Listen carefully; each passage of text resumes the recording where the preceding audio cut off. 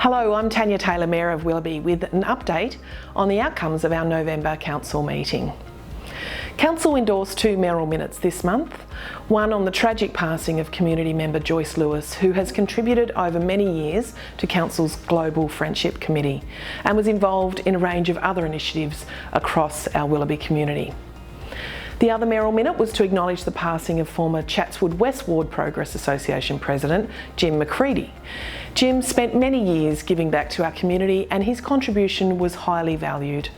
Both families will be receiving a letter of condolence on behalf of Council. Now, congratulations to our newly elected Deputy Mayor, Councillor Nick Wright. Councillor Wright has served on Council for the past 11 years and celebrates his first tenure as Deputy Mayor. Council thanked and acknowledged Councillor and former Deputy Mayor Brendan Zhu for his contribution to Council over the past 2 years. Following an extensive public exhibition period, Council adopted the 15% rate rise option as the preferred option going forward, which includes the proposed New South Wales Government rate peg of 5%. Council also voted to exhibit a revised long-term financial plan for 2023 to 2033 and delivery program for 22 to 26, which reflects this rate increase.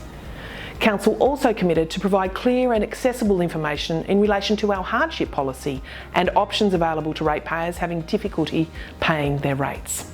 I'm pleased to announce that the 22-23 financial reports were approved by Council. Our independent auditor praised Council for its due diligence in producing such a well-executed document.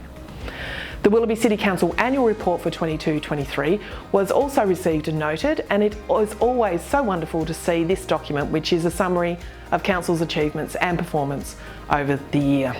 Now, a Try an Electric Bike Day will be held in conjunction with Willoughby Public School, which will inform a further report to Council in April 2024 on the effectiveness of a $10,000 subsidy to further the use of bikes, e-bikes and e-cargo bikes on journeys to and from Willoughby Public School. Council also endorsed for any property commencing tree removal works the requirement to display a copy of the Vegetation Management Application Approval in a visible location at the front of a property 72 hours prior to the commencement of tree removal works, and this will of course increase transparency within the community.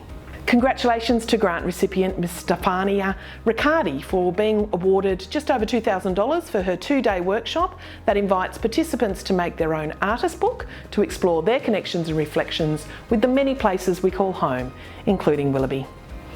Council's grants for the community program recognises and supports the vital contribution of our local community groups, performing arts groups, sporting organisations, businesses and social enterprises in developing and delivering projects that build the social, cultural, economic and environmental life of the Willoughby local government area.